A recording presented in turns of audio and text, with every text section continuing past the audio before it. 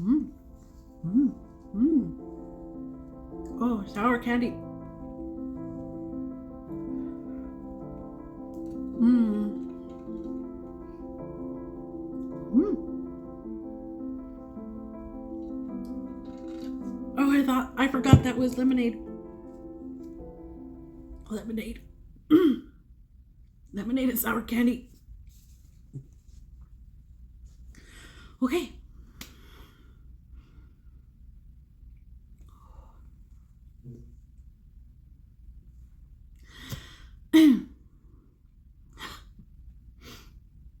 Hi everyone, I'm April. You're watching The Tangled Cat Speaks, and this is a book edition. So, it is July. That means I read books in June, and we are going to talk about them. So yes, I am April. I'm here in Albuquerque, New Mexico, and I do like to do some reading from time to time. Sometimes it's a little more than others, and I usually talk about it once a month. And I kind of have an all over the place type of reading. I don't read just fantasy or just mystery or just, it's all over the place. And June was exactly that. I sometimes have themes for what I want to read in a month, and June had a couple of them. First of all, every month this year has been a short romance. It's a series of holiday type ones that are monthly from J. Sterling. So there's always that. So there's a romance involved every month. And June also included Westerns because a couple of other YouTubers did June on the Range. I didn't follow strictly what June on the Range is, but I did read a Western. And then another prompt for my reading for June is that I got from Chantel Reads a Lot from her channel. And her prompt for June was to read a book that had more than 5 words in the title. And all of this is so that I can try to get through the 1,200 plus physical books that I own that I have never opened before. And then if I love it, I'm going to keep it. If I don't love it, then it's going to go into a little free library. And let's start with the romancy one. This is called Don't Marry Him by J. Sterling. This was the June book, and you can tell it had something to do with the wedding. And this girl, what is her name again? Dove. Her name is Dove. Of course it is. She is about to get married. Like literally her wedding day is a few days away. And everybody's kind of shocked because she's marrying somebody that historically she just could never stand. And they're just surprised, like out of the blue, suddenly she's marrying this guy. And one of the people that is completely shocked is the guy that she has been dating since they were very, very, very young. And she kind of calls him one day and says, I need you to do something for me. I just need you to stop the wedding. And then he tries to get more out of her because he's conflicted. He's like, I'm pissed off. I'm heartbroken. She's marrying this dude that I can't stand. She's always said she can't stand. And suddenly she's going to marry him. And what is going on? There was no explanation. It was just one day we're together, next day we're not. But at the same time, I adore her and I will do anything for her. So he's like, what's going on? Yes, I will help you, but what's going on? And she suddenly clams up and she doesn't explain what is going on, why she needs him to do this, or even any detail. She kind of just is like, never mind. She takes off. And it turns out that this guy has something over her. It's kind of like a blackmail situation. And I don't want to get all into what that situation is in case you do want to read these fun little romance books. So there's this whole conflict between, is he going to help her? Isn't he? And if he does, then what's going to happen? Is she even going to walk away from what she's already been committed to? And most of these books are dual perspectives. So there's a chapter of him, a chapter of her, and so you kind of get the story that way. And this one was really fun. And again, her stories have maybe 2 or 3 pages of a little bit of light, spicy, sexy time, but nothing that's gonna make you, it's just a little bit, and it's not that bad. So very much enjoyed Don't Marry Him. And I am donating all of these books to the Little Free Library, but I think I'm going to wait until I'm done with the whole 12 books and then donate them all at the same time. So maybe if somebody wants them, they can have the entire set. So that's that. As far as the book that I'm still reading it, I'm not quite done yet. The book that has 5 words in the title, very much enjoying this, and I am a little more than halfway, but very, very, very much enjoying this. This is David Downing's Diary of a Dead Man on Leave. This book is set in just before World War II. So Hitler's doing his thing, and he's trying to gather all his followers, and there are some people who are completely blindly on board, and then there are other people who are like, huh? And it follows this man who, come to find out, he is a spy, and he's staying at this inn, and he's meeting the owner lady and her young son, and he is somehow finding himself really drawn into a friendship with this young boy. This boy is very alert and very intuitive and just very perceptive, and he questions everything. And he starts out, the mother has allowed him to help the son with some of his homework, and they just kind of form a little friendship.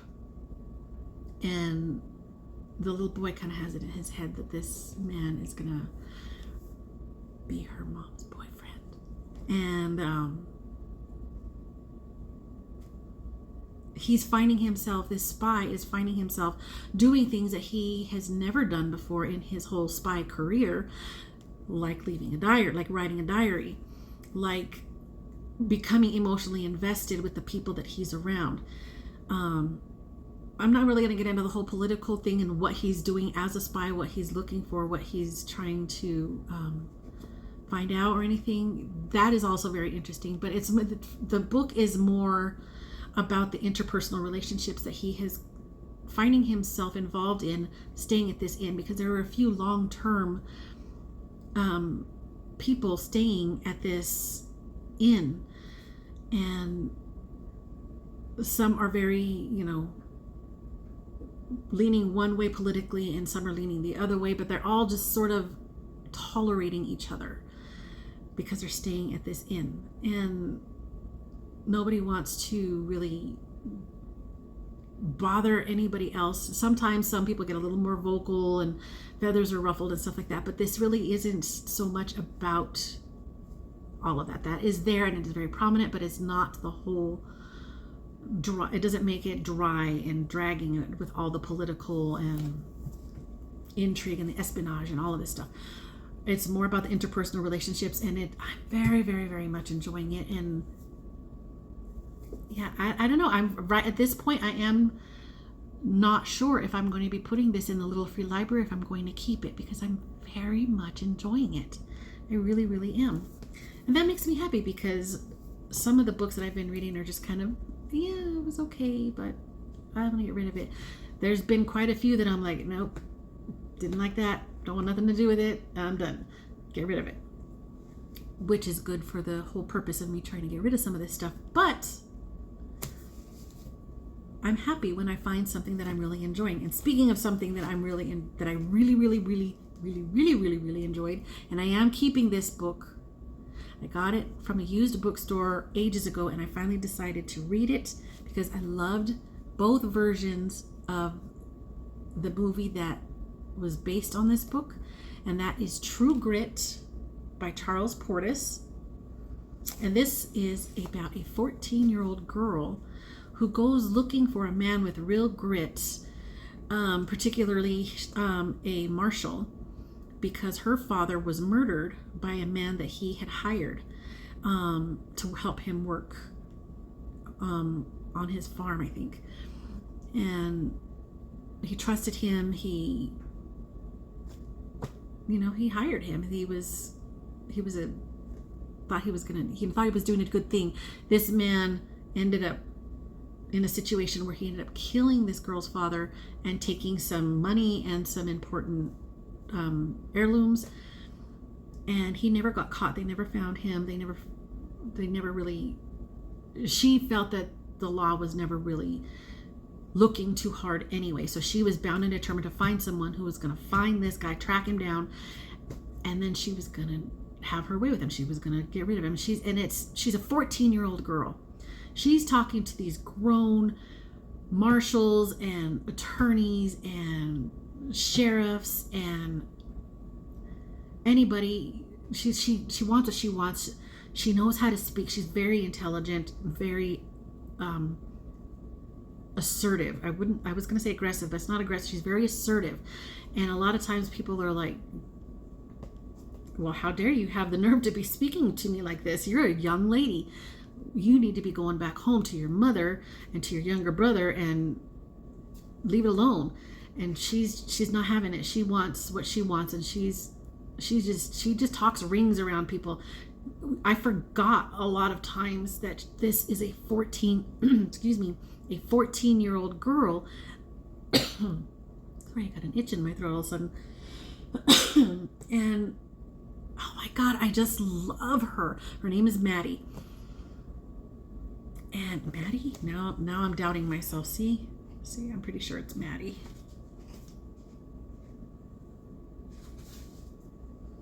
But she's still, people try to dissuade her of this and that, and nope, she's going to hold her ground, and she's going to give you all the reasons why.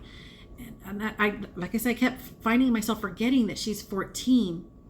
And then somebody reminds you, like, little girl, you need to go home, or you're too young to be out here, and you're going to get scared, or you're not going to be able to handle the weather, because she's not only hiring this man to go look for her father's killer. She's like, I'm coming with you. I'm going to be on this hunt with you on horseback. I got my own gun. I know how to shoot. Blah, blah, blah, blah, blah. They keep trying to persuade her. They keep trying to lose her in the wilderness, hoping that she'll turn back around and go to the nearest town and find her way back home. Nope.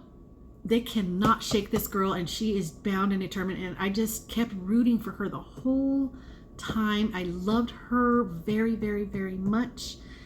Like, it was just refreshing to see, especially a book written in the 60s. Baba, Black Sheep, have you any? Ooh.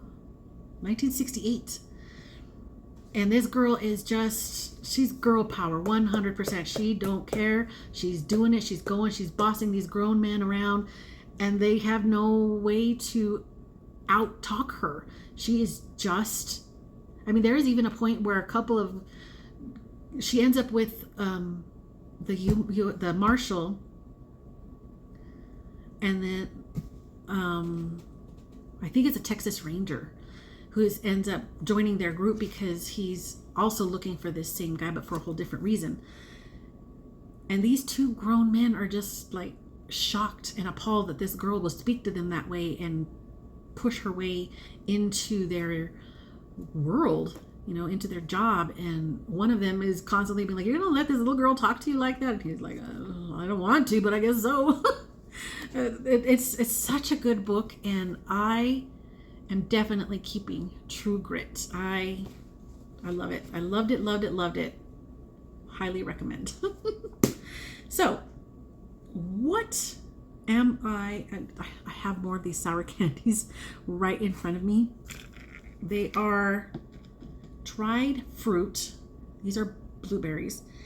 And this one happens to be some strawberries, but they're coated in like sweet, I think it's citric acid. Very sour, but it's very addictive. And it's funny because this brand has different levels of sourness for each fruit. I'm on level 1. It's sour. I don't even want to know what level 4 is. But I keep looking at it and I'm like, I want another one. But even that one little blueberry is hitting me right in the jaw. Very yummy, very fun. Anyway, July. The romance, the J. Sterling holiday romance is called Summer Lovin', and it looks very beachy.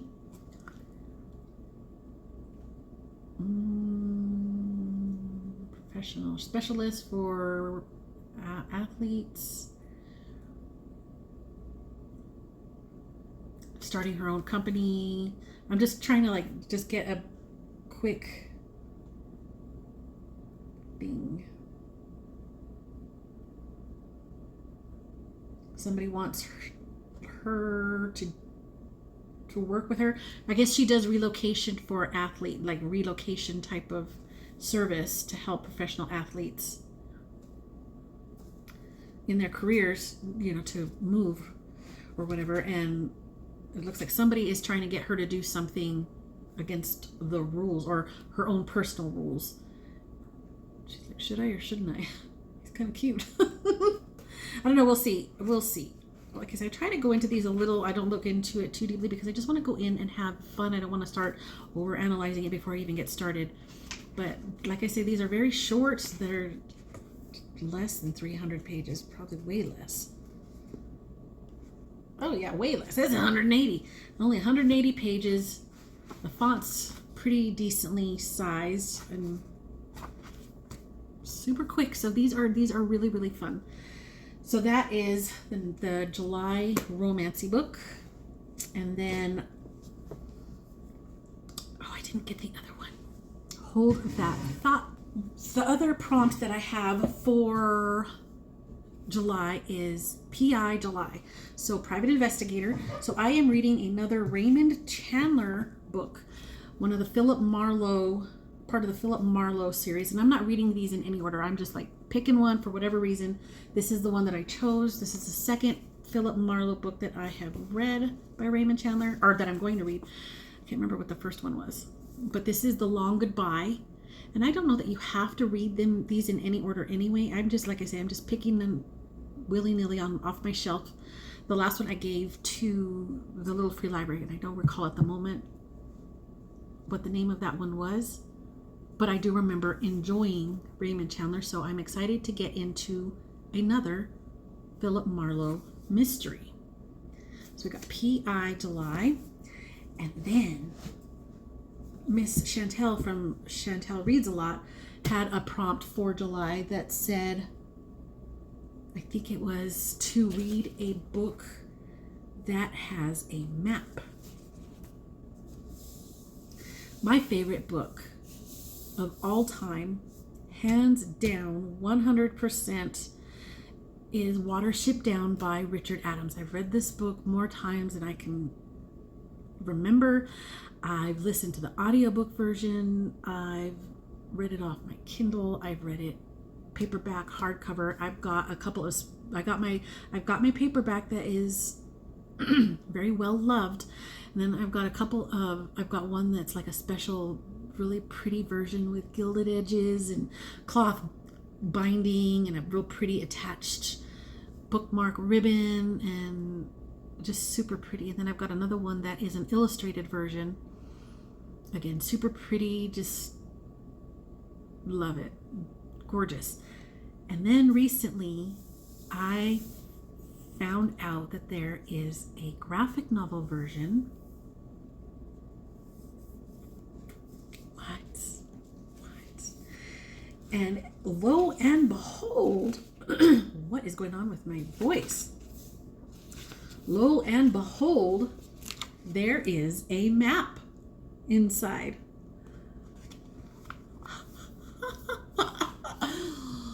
Look at them. Look at the bunnies. Look. And it's color. It's a graphic novel. They're in color. Oh my god. Oh my god. I'm super, super, super, super excited. I can't wait. I cannot wait. And I guarantee you that there is a character in here. He is a seagull. His name is Kahar. And in the audiobook version, he was voiced by, what is his name? He used to be a Doctor Who. Capaldi. I can't think of his first name. But he did the voice on that so good, and I guarantee you that I'm going to be hearing his voice in my head when I get to those parts. But oh my God. Oh my God. I do remember watching the movie as a kid. It didn't traumatize me because I'd already read the original book. I know that there are so many people from my generation who were traumatized because they were taken to see that movie as kids and didn't know that bunnies were going to be not living happily ever after some of the time. But I had already read it. I understood what was going to happen, and that became my favorite book ever. This book has become my soul. I love it so, so, so much. This tattoo is actually based on that. I don't know if I ever showed you guys this, but this is one of the lines from the book, and this is the main character, Hazel, and then this is all of the animals that would be hunting a rabbit, and this is the spiritual rabbit. Favorite book of all time, and I am so excited, like beyond belief. Like, you don't know how excited I am to finally open this up. Part of me is afraid to open it because that means that it's not pristine anymore. I'm very worried that I'm going to break the binding because it's kind of a stiff book. I'm going to be very, very super extra careful that I don't crack the binding on this because I love it so much. Man, she is heavy. She is heavy, but let's see. It says Richard Adams, obviously, is the author, and it was adapted and illustrated by James Stern and Joe Sutphin. Oh my God, it's so pretty. So yes, that is my July. Oh no, I have one other one. This is one of those that I'm going to start. If I have time at the end of July, I'm going to start. But this is definitely more of a summer I'm going to try to get this done over the summer, not just July. So I'll probably start this after I've done those three. And this is called The God of the Woods by Liz Moore. A teenager vanishes from her summer camp and two worlds collide. So I think this is going to be a mystery.